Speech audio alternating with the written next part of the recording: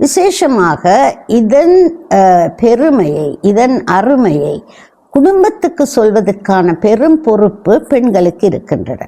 முந்திய ஒரு வருடத்து பாவங்களும் பின்பு நாம் செய்யக்கூடிய இன்னும் ஒரு வருடத்து பாவங்களும் மன்னிக்கப்படும். அரஃபா வருவதற்கு ஒரு மாதத்துக்கு முன்பே, குறைந்தது ஒரு கிழமைக்கு முன்பாவது வீட்டில் இது பற்றி பேசப்பட வேண்டும்.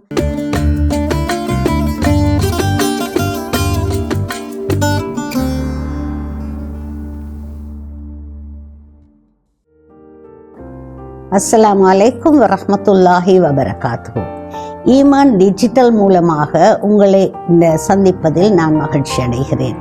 அல்ஹம்துலில்லாஹ், நாம் அரஃபா நாளை அடைய இருக்கின்றோம். அதாவது ஹஜ் மாதத்தின் 9வது நாளை நாம் அடைய இருக்கின்றோம். இந்த அரஃபா நாள் மிக மிக முக்கியமான ஒரு நாள் என்பது பலருக்கு தெரியாது. ஏனென்றால் இந்த நாளில் நாம் நோன்பு பிடித்தால் நமது பாவங்கள், முந்திய ஒரு வருடத்து பாவங்களும் பின்பு நாம் செய்யக்கூடிய இன்னும் ஒரு வருடத்து பாவங்களும் மன்னிக்கப்படும். எனினும் பலர் ரமலான் மாதத்து ஃபர்லான நோன்பை மட்டும் பிடித்துவிட்டு மற்ற நோன்பு ஆஷுரா அல்லது அரஃபா, இந்த இரண்டும் மிக முக்கியமாக எமக்கு சொல்லப்பட்ட விடயங்கள், இவற்றை புறக்கணித்து வருகின்றார்கள். ஆனால் அரஃபா நாளுடைய நோன்பை அனைவருமே பிடித்து கொள்வதற்கு முயற்சி செய்ய வேண்டும். விசேஷமாக இதன் பெருமையை, இதன் அருமையை குடும்பத்துக்கு சொல்வதற்கான பெரும் பொறுப்பு பெண்களுக்கு இருக்கின்றன. எந்த ஒரு குடும்பத்திலும் ஒரு தாய் எதனை சொல்கின்றாலோ, எதனை செய்கின்றாலோ, எதனை செய்ய வேண்டும் என்று வலியுறுத்துகின்றாலோ அது அந்த குடும்பத்தின் பழக்கமாக ஆகிவிடும். சில சமயங்களில் பிள்ளைகள் நோன்பு பிடிக்க முடியாது என்றோ, அது முக்கியமில்லை என்றோ, அல்லது பரீட்சை இருக்கின்றது, வேறு வேலை இருக்கின்றது என்றோ கூட உதாசீனப்படுத்தலாம். ஆனாலும் ஒரு தாய் அதனை எடுத்து சொல்லும் பொழுது, இன்றில்லாவிட்டாலும் பின்னொரு காலத்தில் அவர்கள் கொஞ்சம் வளர்ந்து புத்தியுள்ளவர்களாக வரும் பொழுது, அல்லது அவர்களும் தாய்களாக தந்தைகளாக வரும் பொழுது இவற்றின் அருமை விளங்கும். எனவே ஒரு தாயாகப்பட்டவள் இதை பற்றிய விடயங்கள் அனைத்தையும் தெரிந்திருக்க வேண்டும். எனவேதான் ரசூல் ஸல்லல்லாஹு அலைஹி வஸல்லம் சொன்னார்கள், தலபுல் இல்ம் ஃபரீலத்துன் அலா குல்லி முஸ்லிம். அதாவது அறிவை தேடுவது ஒவ்வொரு முஸ்லிம் என்றது கட்டாய கடமையாகும். நாம் கடமை என்று சொல்லும் பொழுது ஏதோ செய்தாலும் சரி செய்யாவிட்டாலும் சரி என்பது போல விட்டு விடுகின்றோம்.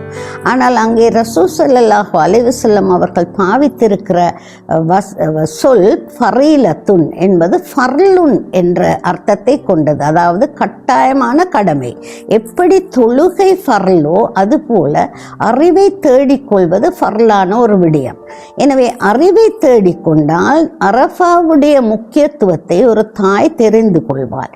எனில் அரஃபா வருவதற்கு ஒரு மாதத்துக்கு முன்பே, குறைந்தது ஒரு கிழமைக்கு முன்பாவது வீட்டில் இது பற்றி பேசப்பட வேண்டும்.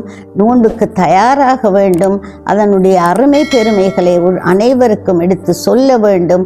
ஒவ்வொரு வருடமும் நாம் இந்த அரஃபா நோன்பை பிடிப்பதன் மூலமாக எமது பாவங்கள் அனைத்தையுமே மன்னிப்பு பெற்றுக்கொள்ளக்கூடிய அந்த சந்தர்ப்பத்தை நாங்கள் அடைந்து கொள்ள வேண்டும் என்பது பற்றி அந்த தாய் பிள்ளைகளுக்கு, குடும்பத்தில் உள்ள மற்றவர்களுக்கு எடுத்து சொல்ல வேண்டும். அரஃபா நோன்பு என்பது எமது பாவங்களை மன்னிக்கின்ற விடயம் என்று சொல்லும் பொழுது இது உண்மையில் சிறிய பாவங்களுக்கு மட்டும்தான். ஆனால் பெரும் பாவங்களை அன்று நாங்கள் யோசித்து பெரும் பாவங்களுக்காகவும் நாங்கள் மன்னிப்பு கேட்போமாக இருந்தால் சிறிய பாவங்கள், பெரிய பாவங்கள் அனைத்துமே அன்று எங்களுக்கு மன்னிக்கப்படக்கூடும். ஒரு விதத்தில் நாங்கள் யோசித்து பார்த்தால் எமது வாழ்வில் நாம் செய்கின்ற அனைத்துமே கடைசி நாளில், ஆகிரா நாளில் நிறுக்கப்படும். மீசானில் நிறுக்கப்படும் பொழுது நமது நன்மைகள் ஒரு புறமும் நமது தீமைகள் மறுபுறமும் நிறுக்கப்படும். அல்லாஹு தஆலா அதனை இட்டு எப்படி முடிவு செய்கிறானோ அதன்படி எமக்கு ஒன்றில் சொர்க்கம் அல்லது நரகம் கிடைக்க இருக்கின்றது. இந்த இரண்டிலும் இருந்து எவரொருவரும் தப்ப முடியாது. இந்த இரண்டுக்கும் இடையிலும் எந்த ஒரு வேறொரு இடமும் கிடையாது. எங்கும் ஓடி ஒழிக்கவும் முடியாது. சொர்க்கத்துக்கு போகாதவர்கள் நரகத்துக்கு போயாக வேண்டும், நரக நரகத்துக்கு போகாதவர்கள் சொர்க்கத்துக்கு போகக்கூடிய பாக்கியத்தை பெறுவார்கள். எனவே நாம் ஒவ்வொருவரும் எமது வாழ்நாளின் முக்கிய நோக்கமாக சொர்க்கத்தை சென்றடைய வேண்டும் என்ற அந்த நோக்கத்தை நமது சூப்பர் கோலாக, மிக முக்கியமான இலக்காக வைத்துக்கொள்ள வேண்டும்.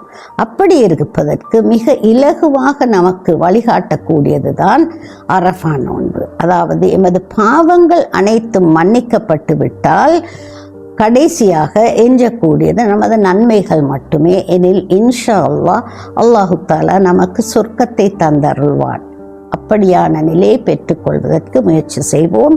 அல்லாஹு தஆலா அருள் புரிவானாக. அஸ்ஸலாமு அலைக்கும் வரஹ்மத்துல்லாஹி வபரகாத்துஹு.